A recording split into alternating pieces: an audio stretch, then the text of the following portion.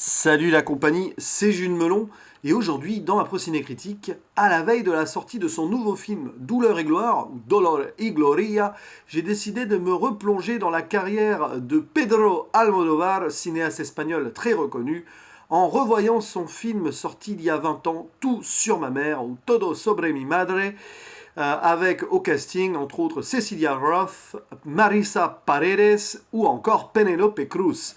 Alors, c'est assez étonnant parce qu'en préambule, il faut que je vous précise un truc tout bête. Tout sur ma mère était le seul film à date que j'avais vu avec certitude de Pedro Almodóvar.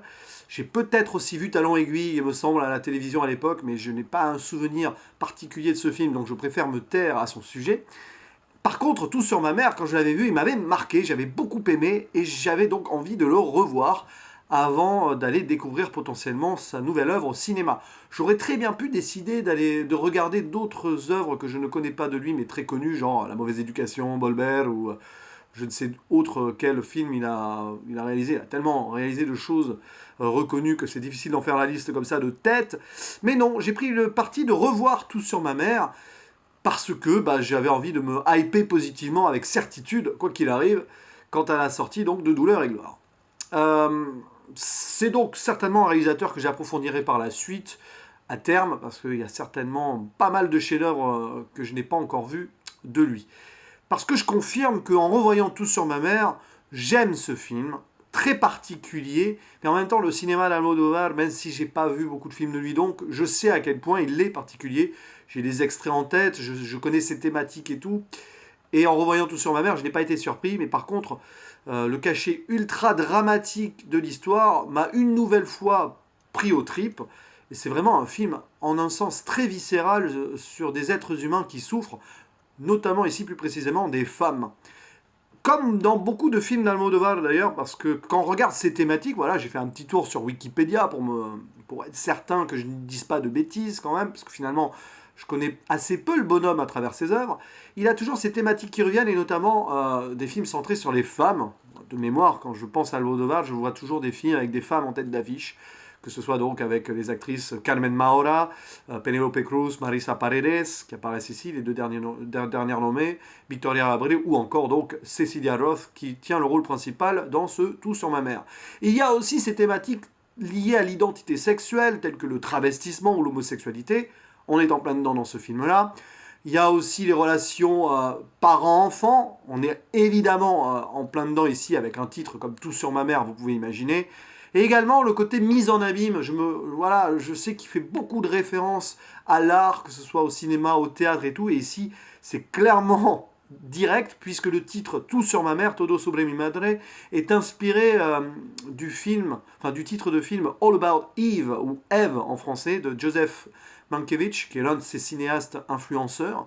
Et parce que le titre en VO, c'est Tout sur Eve. Voilà, donc Todo sobre mi madre, c'est une évidence, d'autant plus qu'on voit un extrait au début du film. C'est l'un des films préférés de la mère et de son fils, puisque ce film parle d'une potentiellement une relation mère-fils, mais qui va être très étrange, puisque très vite dans le film, il va y avoir une péripétie qui va faire qu'on va aller au-delà de ça. Voilà.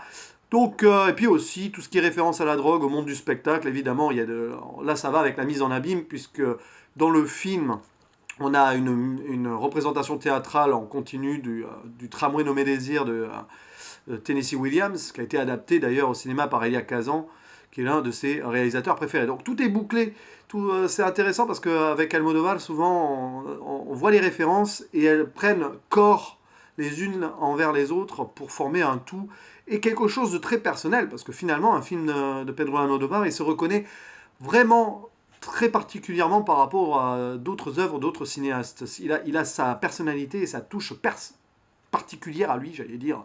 Sa touche personnelle, mais ça aurait fait répétition. Bref, l'histoire de ce Tout sur ma mère, c'est donc...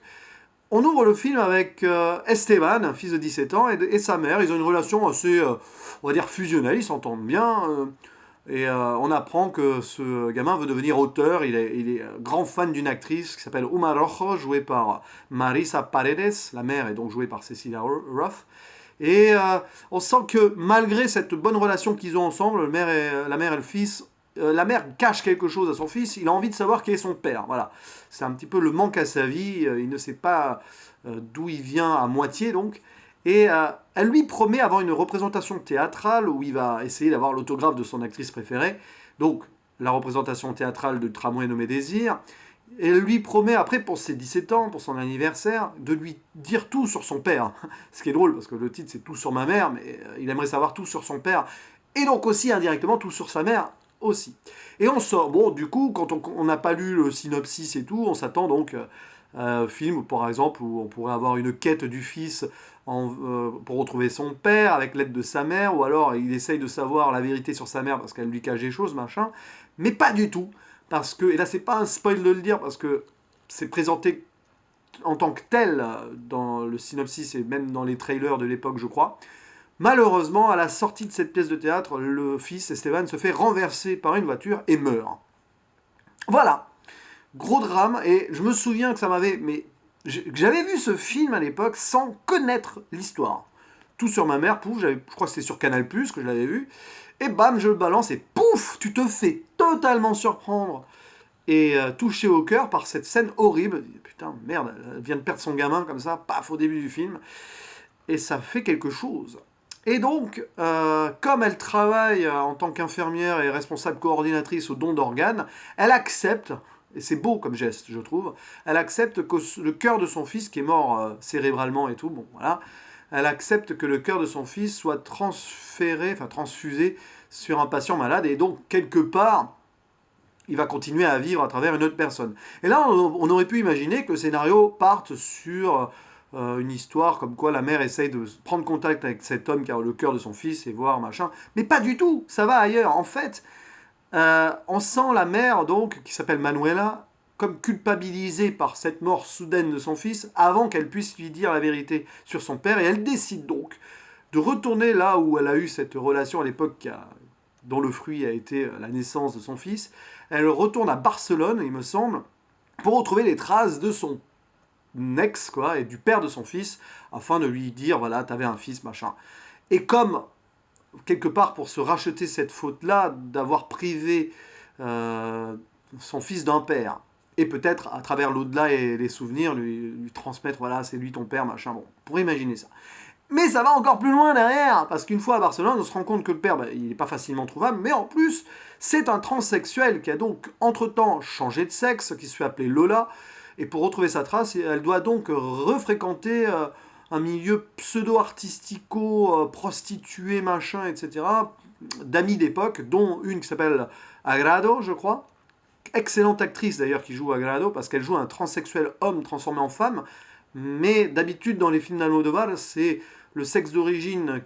Enfin, par exemple un homme s'il est transformé en femme, c'est un homme qui joue. Là, c'est l'inverse.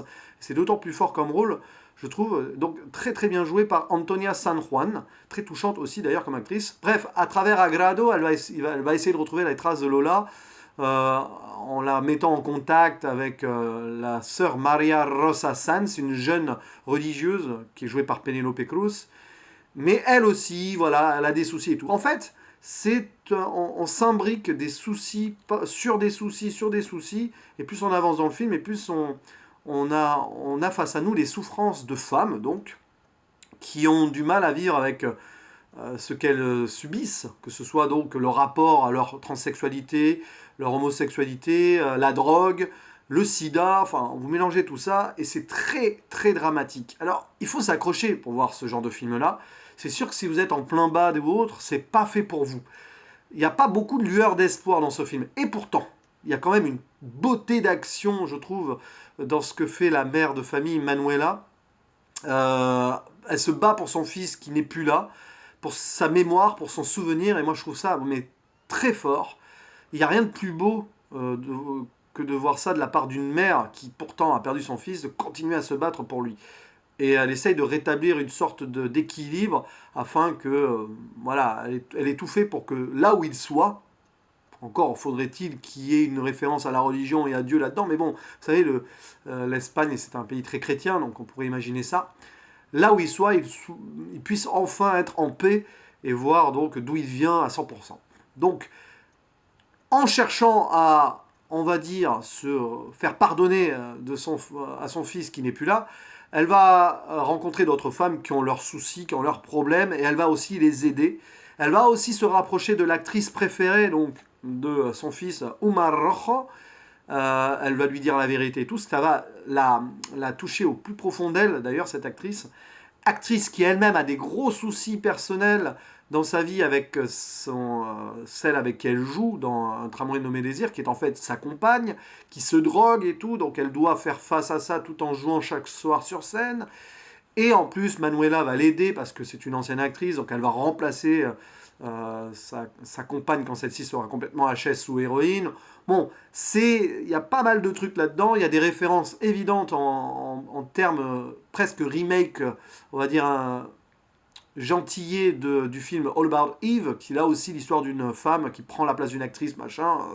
Bref, ça référence, ça s'auto-référence dans tous les sens, mais je trouve que le film est super bien écrit, très complexe, avec beaucoup de personnages, beaucoup de situations difficiles et dramatiques que chacun doit gérer, mais c'est assez fluide au final, et ce qui est génial avec ce film-là, c'est qu'on s'attache vraiment à tous, de façon égale, même des personnages qu'on voit pas beaucoup. Et c'est magistral, je trouve.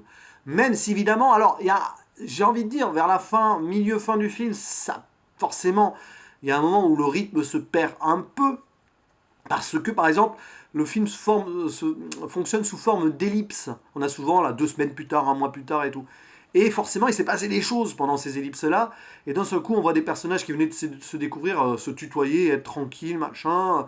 Et il manque quelque chose. Mais fatalement, il fallait bien gérer ça en 1h40 de film. Ça aurait très bien fonctionné, ce genre de principe en série, par exemple, en prenant le temps de développer plus les relations entre les personnages. Mais ça renforce aussi un certain cachet particulier que ce film a, où on s'attache aux personnages, ils se découvrent, et puis après, pouf, ils se connaissent, et on les découvre. On découvre comment leurs relations se sont, on va dire, développées entre-temps.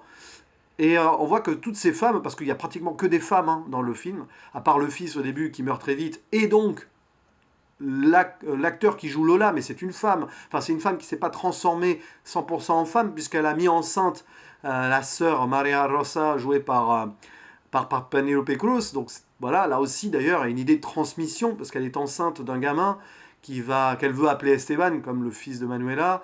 Et fatalement, on peut imaginer qu'elle va essayer de tout faire pour que ce fils naisse dans des bonnes conditions, parce que la pauvre a le sida. C'est terrible. Hein. En plus, c'est une bonne sœur qui est enceinte.